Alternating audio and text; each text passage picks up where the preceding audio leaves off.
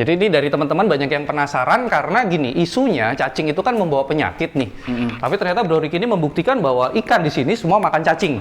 Kita akan lihat di mana tempat pengolahan cacingnya. Oh ini, berapa dolar kalau boleh tahu? $200. $200. Itu kalau dirupiahkan 3 juta ya?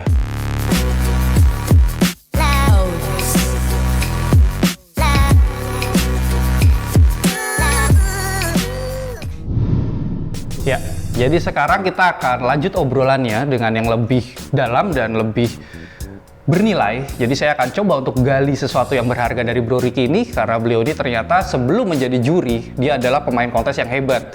Jadi kita tadi pertama sudah lihat pialanya di sana banyak sekali dan di belakang sini itu masih banyak sekali dan katanya itu ada beberapa piala yang dibuang ya Bro ya? Iya.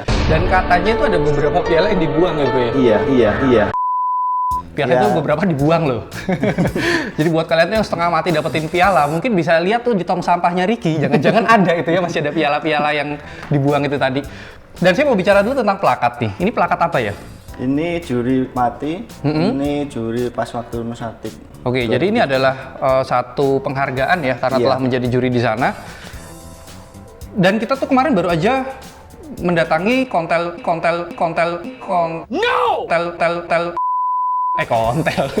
kontes di Bantul dan Bro Ricky ini juga sebagai juri ya? Iya. Nah, karena beliau ini juri, saya mau tanya lebih dalam lagi tentang sebelum menjuri nih, tapi tentang pemilihan ikan kontes.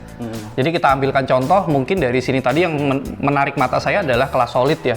Albino full red-nya itu cukup bagus dari segi warnanya pekat, rata, dan dari usia muda itu sudah kelihatan bibit-bibit yang bahwa dia bisa bagus nanti besarnya. Saya pengen tahu nih, untuk pemilihan ikan kontes, buat teman-teman yang mungkin belum jago ternak, tapi dia pengen ikut kontes, bagaimana sih cara kita memilih ikan kontes itu sejak remaja? Kalau untuk remaja kan kelihatan dari segi warna, kalau untuk solid, dia warnanya juga lebih cenderung lebih pekat, lebih solidnya lebih full. Untuk bukaan ekor juga dipilih yang 70-90 derajat. Oke. Terus dorsal nanti ngikutlah istilahnya. Oke, bukaan ekor dipilih yang 70-90 ya? Iya. Lebih aman yang mana? Lebih 70. 70 ya? Iya. Kenapa tuh coba? Biar nggak over. Oh, nah ini. Jadi yang saya dapat juga, ternyata kalau kita memilih ikan remaja, jadi beda nih ya kalau menurut saya nih ya, kita mau ikut kelas remaja dengan kelas reguler atau dewasa, itu beda. Iya, ya, ikan yang menjuarai kelas juvenil, belum tentu nanti pas besarnya tetap bagus. Iya, benar. Betul ya? Jadi kalau tujuan kalian adalah mengikuti kelas reguler atau yang dewasa, sarannya Bro Ricky adalah pilih yang ekornya 70-90. Tapi lebih amannya pilih yang ke 70. Jadi supaya nanti dia pertumbuhannya tidak over. Iya. Jadi dari segi form jelas, terus dari warna kalau dia solid itu jelas ya seperti tadi. Performa bisa dinilai nggak? Performa tuh vitalitas ikan. Paling cuma maksimal poin 10% sih. 10%, berarti itu cukup kecil ya? Ya kecil. Mending untuk perform tidak perlu dipilih sih. Ada ini nggak? Ada caranya supaya itu ikan sampai besar tuh dia tetap bagus? Aerator. Oh, aerator? Ya, kayak orang fitness kan, kalau banyak gerak, aerator.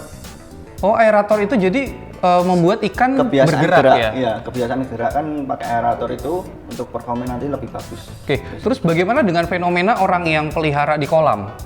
Mungkin nggak dia bisa dapat ikan kualitas kontes? Bisa sih, tergantung lebarnya tempat dia penangkaran kolamnya juga. Oh gitu, berarti untuk kalian yang hanya punya kolam atau styrofoam itu mungkin juga ya? Bisa. Tapi mungkin sih kalau dari saya sering-sering dikontrol kali ya, karena kan kita penyakitnya tidak dikontrol, tidak kelihatan kan aneh-aneh. Iya, ntar begitu kalian angkat besoknya kontes, ternyata ekornya tinggal separuh. Jadi nggak AFR lagi kan, mungkin bendera sobek tuh jadinya. Nah, terus itu tadi sedikit tips ya. Dan saya mau bicara untuk penjurian nih. Jadi penjurian itu kan masih banyak misteri di awam lah ya. Iya benar. Pertanyaan saya gini, kalau ketika Bro Ricky menjuri, ada ikan yang secara fisik dan color, jadi secara size dan color itu dia masuk, secara form juga masuk bagus, tapi ukurannya kecil, dengan ikan yang besar banget, tapi secara penilaian form dan colornya itu dia kalah, itu lebih unggul yang mana? Yang kecil. Oke, jadi ternyata lebih unggul yang kecil ya. Iya. Terus kemudian gini, yang kita pelajari bareng itu kan kemarin di form kontes Bantul itu kan dibuka tuh ya, form penilaian ada poin-poinnya. Apakah dari awal sekian ratus ikan itu langsung dinilai secara angka? Enggak. Enggak? Kita kan waktu itu kan waktu kita nilai kan kelihatan ikan yang bagus sama enggak kan nanti dikasih nomor tanknya itu dipilih lagi sama juri-jurinya. Oke, berarti tahap pertama kali itu tidak langsung diangka tapi dipilih dulu ya? Pilih sekitar 5 sampai 6 ekor lah. Oh nanti gitu, jadi itu untuk menemukan nominasi. Iya. Nah, setelah kalian lolos nominasi, itu berarti baru dinilai dengan angka. Poin, ya. Oke.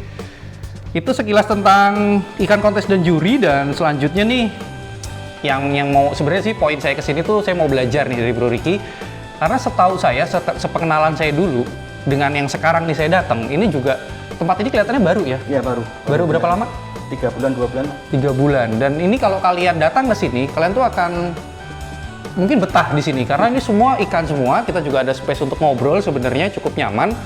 Pertanyaan saya, apakah untuk membeli tanah ini itu dengan uang dari ikan? Iya, dari ikan. Dari ikan? Dari ikan sih. Sejak tahun berapa nabung untuk bisa membeli ini? 2014 lah. 2014 tuh ya. Jadi buat kalian tuh yang mengecilkan bisnis ikan, yang mungkin kalian tetap harus... Bro Ricky ini kerja nggak sih? Enggak. Oh, nggak kerja. Tapi sekolah? Iya. Lulus? Lulus SMA. Oh, SMA, sama kayak saya juga. Saya tuh pernah kuliah tapi tidak punya ijazah, jadi ya saya keluar gitu aja. Kontel. Nah, ini jadi buat kalian yang mungkin memandang sebelah mata tentang hobi ya, terutama tentang hobi, kebetulan ini adalah ikan, yang menurut kalian nggak bisa buat hidup, mungkin nggak ada tunjangan, nggak ada bonus. Memang benar, tapi kalau kita lihat hasilnya yang bisa dihasilkan dari bisnis ini, mungkin ya menurut saya kalau kalian fokus dan kalian tahu caranya, itu bisa lebih dari orang-orang yang bekerja di sebuah perusahaan. Dan kita akan belajar kali ini. Saya kan udah tanya tuh tentang harga-harganya tadi, dan cukup mahal ya. Iya. Gimana caranya supaya bisa ngejual dengan harga yang bagus? Kita untuk promosi biasanya sih untuk kontes. Setiap kita dapat juara pasti ikan terkenalnya mahal. Oh gitu. Iya. Berarti promosinya di kontes. Iya ya, kontes ini nggak. Sebenarnya kalau kalian ngejar hadiah, piala, itu mungkin yang secara fisik kelihatan ya. Tapi mungkin yang tidak kelihatan adalah mungkin namanya ya, nama Bro Ricky ini jadi makin tinggi kan. Iya, jadi dikenal. Jadi terkenal karena ikan-ikannya itu berhasil menjuarai kontes dan sampai akhirnya dipercaya untuk menjadi juri gitu ya. Terus gini, buat teman-teman nih yang baru mulai, bahkan dia masih tanda tanya besar lah, apakah ikan ini bisa menghidupi? Saya pengen Bro Ricky ini kasih tipsnya. Langkah ketika Bro Ricky dulu awal mulai sampai berhasil seperti ini tuh bagaimana? Langkah pertama dulu sih ternak cuman pamer sih. Ternak ya, cuma? Iya, cuman pamer ikan. Sombong kan? Iya. Bener kan saya bilang waktu itu sombong. Kita pamerin aja di Facebook, di Instagram untuk pemasaran. Nanti kan pembelinya kalau yang tertarik kan pasti ngubungi kita. Iya. Kita semakin rajin kita upload produk kita, semakin banyak orang yang lebih tahu dan pasti cari ke kita juga. Berarti sudah cukup terkenal nih namanya Bro Ricky nih? Ya lumayan sih. Sombong amat. Di Indonesia yang paling jauh kemana kirim? Papua bisa. Wih, Papua ya. Saya tuh pernah kirim ke Papua tapi cuma sekali. Setelah itu nggak tahu tuh pembelinya masih mainan Gapi atau nggak. Iya. Ada tapi bayar di Papua ya? Masih ada. Oke. Terus kalau saya lihat sekilas tadi kan ternyata ikan pemulanya itu kan hanya masih berharga 300.000 tuh ya.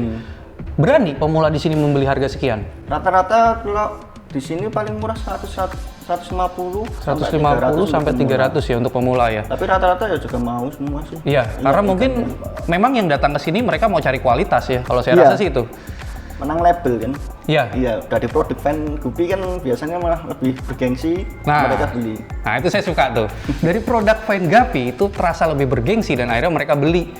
Tapi ya tidak hanya menjanjikan produk yang kosong ya. Jadi istilahnya tuh kita benar-benar naikin secara kualitas karena Bro Ricky juga paham kan cara sortir ikan, cara breeding, bahkan menggunakan cacing sutra itu bisa. Itu adalah sebuah ilmu. Jadi menurut saya kalian pemula jangan patah semangat karena banyak jalan menuju Roma. Jadi kalau kita sekarang tidak di Roma, mungkin kalian belum sampai di tujuan kalian. Kita sudah belajar banyak dan sebelum kita pulang, saya mau membongkar apa yang ada di isi kepala Bro Ricky ini. Jadi saya akan memberikan beberapa pertanyaan yang harus Bro Ricky jawab dengan cepat. Nama segmen ini adalah tes kecerdasan. Bro Ricky akan menghadap sana, saya menghadap sana, dan saya memberikan 2 buah pilihan jawaban. Kalian bisa menilai jawaban yang Bro Ricky jawab. Mulai ya? Ya. Menghadap sana, saya menghadap sana. Pertanyaan pertama. Harga mahal atau harga murah? Harga mahal. Jual atau kontes? Kontes. Yang memiliki daya tahan tubuh kuat, albino atau mata hitam? Mata hitam. Lebih mudah mana, shorttail atau ekor panjang? Shorttail, Lebih kuat mana daya tahan tubuhnya, inbreed atau crossbreed? crossbreed. Untuk pemula seharusnya digolongkan berdasarkan jenis ikan atau ikan yang memiliki daya tahan tubuh kuat. Daya tahan tubuh kuat. Oke, kalian sudah mendengar semuanya. Maju terus Indonesia.